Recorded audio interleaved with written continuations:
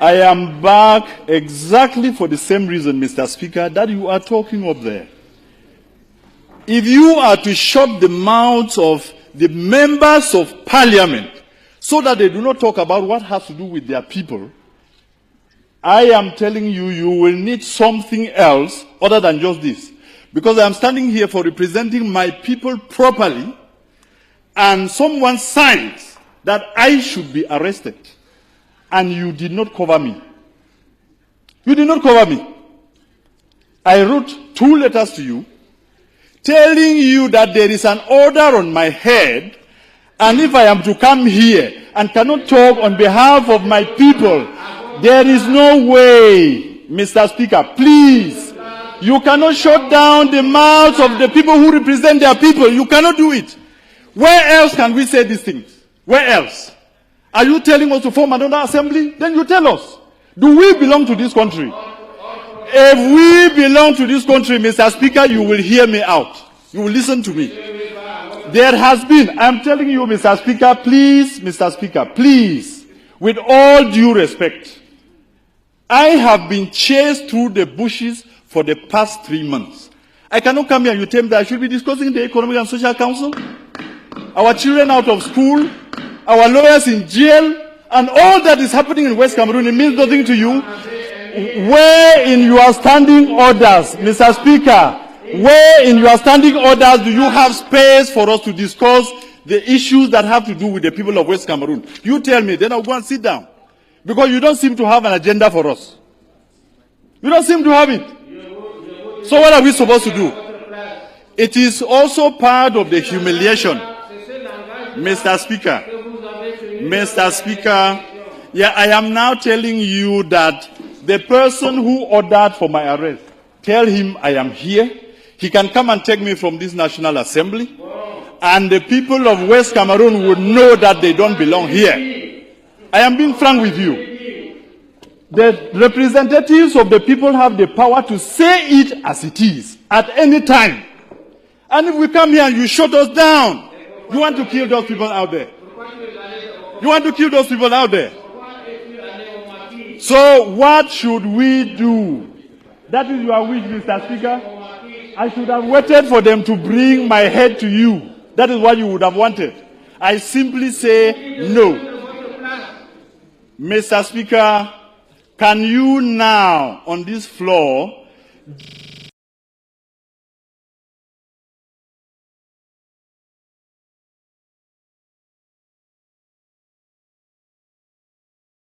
nation that you call yours, people can do what has been done to our children in West Cameroon. I call it West Cameroon because you will never take it out of our mouths again, because that is a territory in which we believe in freedom. To go out on the street and demonstrate is a basic right for us. And that is why we are saying that there are 2 Cameroons that came together. If you are telling us, like a state minister stood here last year and told us that what happened in Cameroon is like dropping a few cubes of sugar into a basin of water. Who is the sugar and who is the water? I'm asking the government bench of Cameroon. Who is? That you rape our children. My brother's daughter has been raped in Boya. I swear to you, the government of this country, does the president of this country know that the governors and the DOs and all the administrators you have sent to West Cameroon are out there behaving exactly like an army of occupation? Our people have nowhere to go. We have made all the efforts. Our ancestors and our forefathers trusted you to go into a gentleman's agreement that 2 people who considered themselves brothers could go to live together. If this is what you show us after 55 years, then those who are saying that we should break Cameroon are right. They are correct. The people of West Cameroon cannot be your slaves. The people of West Cameroon are not, you did not conquer them in war. If this is what you are saying that we should live in, I say simply no, it will not work. How do you have an army that's supposed to protect children step out there, beat them, and rape some?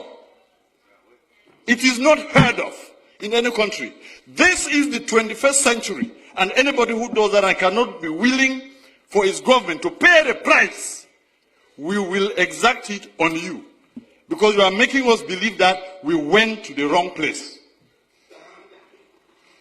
What is there to say? I want the world to know and to have it on record that we have made efforts. I have sat with ministers and listened to them talk. The first one was the then Minister of Justice, Amadou Ali, 10 years ago. And I took my time, drove from Kombo to Yaoundé to tell him something is brewing out there. This thing that you people are sending gendarmes to beat people up and say all of these things, there is pain in West Cameroon. And as Minister of Justice, be very careful. What happens there? And he turned around, looked at me, and told me, Mr. Wirba, it is your people who choose to come here. He is alive. He told me. Last week, I went to see the Minister of Higher Education, Professor Famindongo, and I told him, the problems in Cameroon, the problem we have in West Cameroon, is the problem that will bring down Cameroon. If you do not handle it well, you will not know Cameroon as it is in a few months or in a few years. When people have had pent-up anger and pain, humiliation, for over 50 years, when it bursts out, you will never be able to control it. And I told him. And simply what he asked me was, qu'est-ce que vous allez faire? Because you have your army of occupation out in West Cameroon, you believe that when the people will rise, even if you took the whole of the French army and added to yours, you will never bring them down. And we have no need for that. We don't have any need for that in the 21st century. I was one of the believers in a unified Cameroon. And I want to tell this house that what has happened to those children in Buea University and in Bamenda has convinced me that the people who say Cameroon should go in two parts are correct. And there are more and more of us out there who now believe that it is the ultimate end. I listened the other night, an offer of 1,000 jobs, an offer of 2 billion francs for lay schools, and I laughed at myself. Are my people slaves?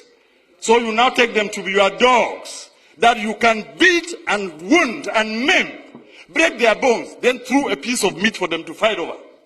It has to end.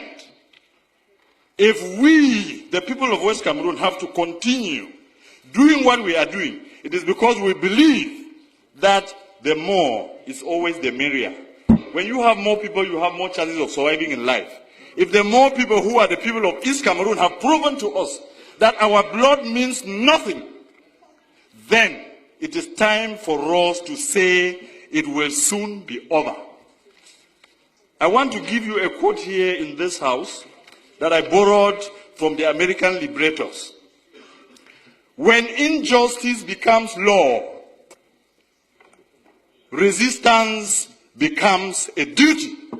The people of West Cameroon have a duty to resist your oppression. I called it oppression because of what I've seen in the field. Let me quote you another two instances. 3 weeks ago, there was an incident in Bangolan, which is a neighboring village to Jakiri, where I come from.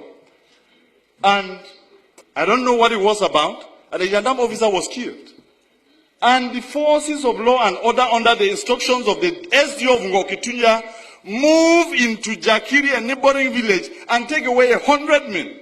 Just beat them up, break their bones, and then just leave them there. And I went to that place where he took these people, and I told him, Mr. SDO, you are going to release my people.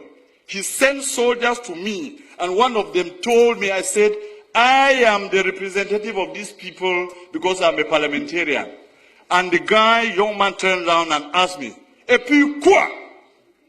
On n'est pas ici à Yaoundé. And he drew a line on the ground to tell me, if you cross here, you will see the consequences. Unfortunately for him, I happen to be a descendant of the warriors, so nobody draws a line before me. And I crossed, and I told him, shoot me. I told the SDO, release my people. In 12 hours, he released them. But some are still lying in the hospital.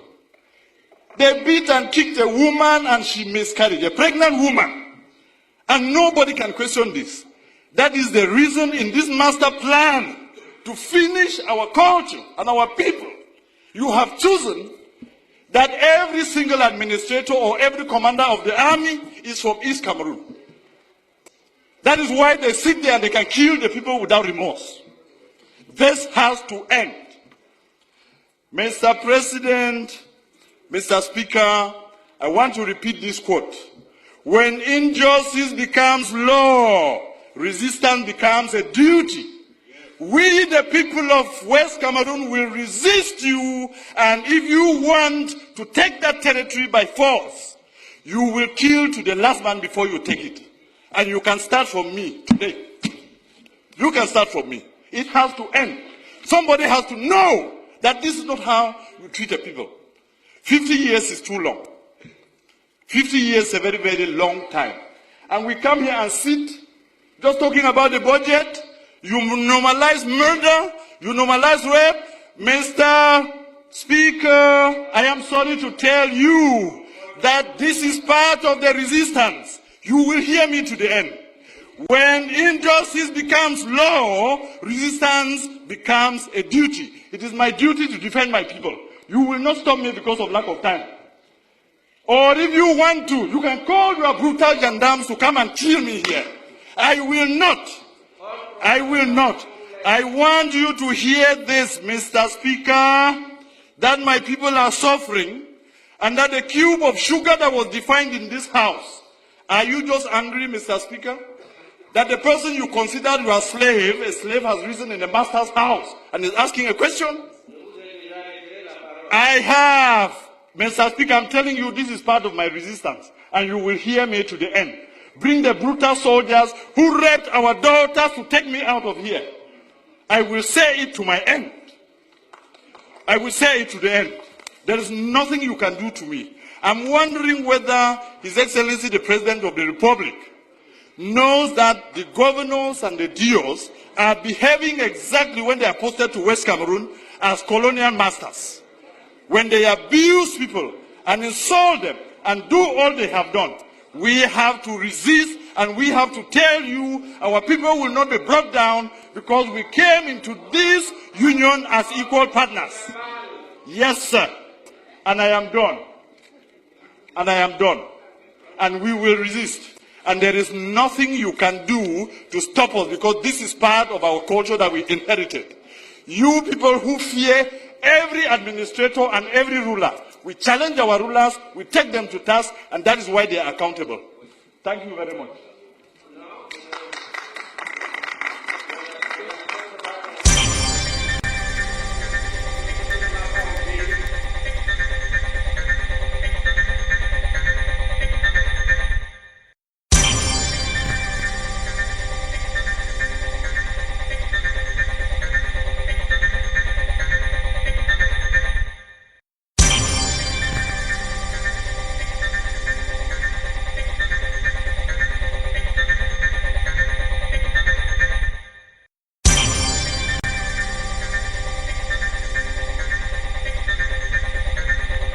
When injustice becomes law,